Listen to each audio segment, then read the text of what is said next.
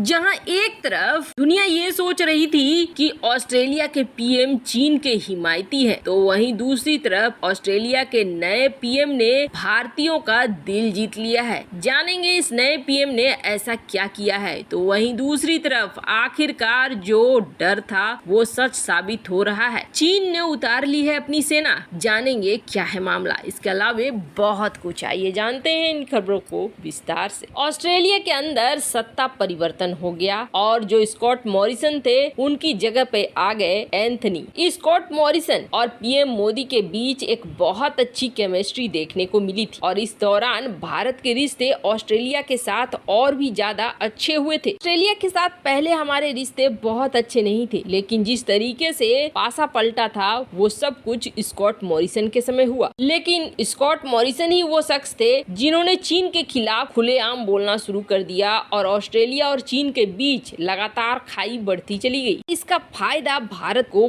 बहुत ज्यादा मिला। लेकिन अब एंथनी आ गए हैं और एंथनी अल्बनीज ने 24 घंटे के अंदर क्वाड की मीटिंग ज्वाइन की। सबसे बड़ी बात यह है, आप जान लीजिए 10 साल बाद लेबर पार्टी का कोई शख्स वापस से ऑस्ट्रेलिया का प्रधानमंत्री बना है। जैसे ही प्रधानमंत्री अल्बनीज बने हैं वैसे ही दुनिया भर में चर्चा होनी शुरू हो चुकी है। वहीं भारत के लिए अल्बनीज का क्या रुख है। अब अल्बनीज का एक फोटो बहुत तेजी से वायरल हो रहा है और इस फोटो में दिख रहा है एक भगवा गमछा ये लगाए हुए हैं और इसमें ओम भी लिखा हुआ है। दरअसल बात क्या है तो आप जान लीजिए ऑस्ट्रेलिया में 7 लाख की आबादी है जो भारतीयों की आबादी है और इस आबादी में सबसे बड़ा हिस्सा है हिंदुओं का। और ऑस्ट्रेलिया में जब भी चुनाव होते हैं ये भारतीय बहुत ज्यादा भूमिका में आते हैं। जब ये चुनाव प्रक्रिया चल रही थी तब ये भगवा गमछा पहने हुए नजर आए। चीन ने अल्बनीज के आने के बाद बहुत खुशियां मनाई थी। ग्लोबल टाइम्स ने जमकर आर्टिकल छापे थे कि अब चीन और ऑस्ट्रेलिया के बीच रिश्ते सही हो जाएंगे क्योंकि अल्बनीज आ गए हैं। अल्बनीज को माना जाता है चीनी समर्थक, लेकिन इस क्वाड मीटिंग के बाद जो अल्बनीज ने फैसला लिया उससे चीन बिल्कुल भौचक्का रह जाएगा। इसलिए भौचक्का रह जाएगा क्योंकि इसकी उम्मीद चीन ने बिल्कुल नहीं की थी। क्वाड मीटिंग के तुरंत बाद एक बड़ा ऐलान किया ऑस्ट्रेलिया ने और इस ऐलान के तहत ऑस्ट्रेलिया भारत के अंदर $280 मिलियन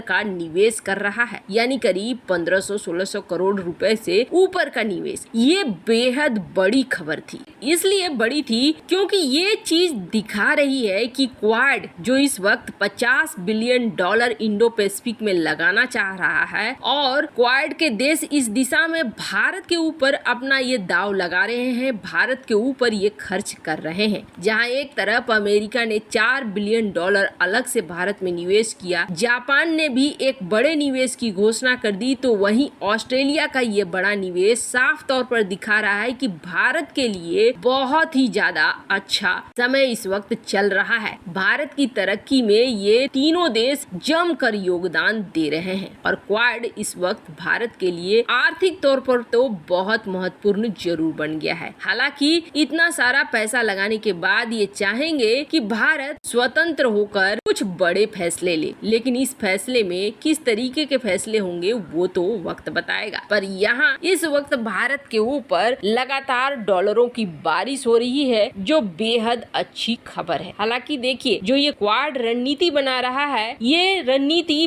बेहद जरूरी भी है क्योंकि इसका असर देखने को मिलने लगा है। हाल ही में एक ऑडियो लीक हुआ, ऑडियो के साथ साथ कुछ पिक्चर्स भी लीक हुए जिसके बारे में हमने आपसे बात की थी कि चीन ताइवान पर हमला करने वाला है बड़ी संख्या में सेना के साथ, बड़ी संख्या में शिप के साथ। इसके पहले ताइवान के हमले पर कौन कौन से देश साथ देने आएंगे और उसको कैसे रोकना है इसके लिए चीन लगातार प्रैक्टिस कर रहा है, आज भी कर रहा है। पर जैसे ही ये लीक हुआ था ऑडियो और अमेरिका पहुंचा था, बाइडेन ने सीधे तौर पर ये कह दिया था कि अगर ऐसा कुछ होता है तो फिर अमेरिका मिलिट्री की मदद देगा। हालांकि बाइडेन की बात को तुरंत ही काट दिया उसके डिफेंस एक्सपर्ट ने, उसके डिफेंस डिपार्टमेंट ने और अमेरिकी मीडिया ने, और ये कहा कि नहीं ऐसा कुछ नहीं है, हम जैसे यूक्रेन की मदद कर रहे हैं वैसे ही उसकी भी करेंगे, मतलब हम हथियारों को बेचेंगे। पर अब ऐसा लग रहा है जैसे ये डर सही साबित होता हुआ दिख रहा है क्योंकि चीन ने ऐसे ही फैसले लेने करने शुरू कर दिए हैं। क्वाड की जब मीटिंग चल रही थी तब चीन ने और रूस ने अपने फाइटर जेट भेज दिए थे जापान के पास, जो दिखा रहा था कि चीन आक्रामक हो रहा है। अब चीन ने दो काम करना शुरू कर दिया है। एक तो चीन ने अमेरिका को ये धमकी देनी शुरू कर दी है और चीन की जो मीडिया है SCMP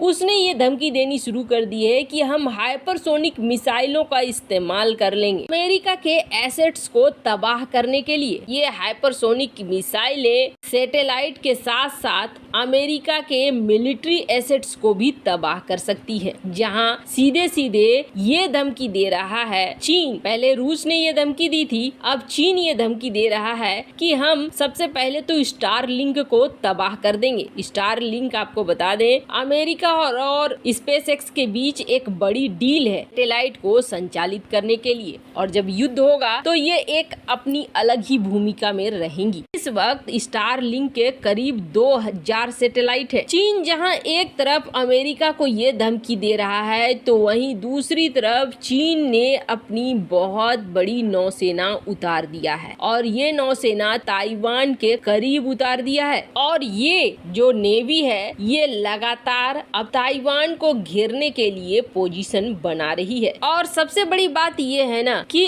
अब चीन खुलेआम इस तरीके से बोल भी रहा है। सबसे पहले चीन ने ये कोशिश की कि ताइवान की WHO में एंट्री न हो और WHO में एंट्री नहीं भी हुई। चीन की प्रेशर की वजह से अमेरिका जो बाहर जो कुछ भी करता रहे, यहाँ तक कि अमेरिका ने ये प्रस्ताव दिया था कि WHO में ताइवान को शामिल किया जाएगा। इसके लिए अपने देश में एक विधेयक भी पास कराया। लेकिन जब WHO में ताइवान की मेंबरशिप की बात हुई तब अमेरिका वो दबाव नहीं बना पाया और यहाँ चीन का दबाव काम कर गया और चीन ने WHO में ताइवान की एंट्री को रोक दिया। अमेरिका दबाव में है, ये चीन को बहुत अच्छे से पता है। चीन ये समझता है कि जिस तरीके के प्रतिबंध रूस के ऊपर लगे हैं उस तरीके के प्रतिबंध इस वक्त चीन के ऊपर नहीं लगेंगे। ऐसे में ताइवान स्ट्रेट में घुस चुकी है चीनी नौसेना और घेर चुकी है ताइवान को। फिलहाल ये कह रहे हैं कि हम युद्धाभ्यास कर रहे हैं, लेकिन ये युद्धाभ्यास करते करते अचानक से युद्ध में बदल जाए तो कोई बड़ी बात नहीं होगी। चीन काफी समय से इस बात को कह रहा है कि वो ताइवान को चाहे किसी भी तरीके से हो चीन में मिलाएगा, जिसका सीधा मतलब यही है कि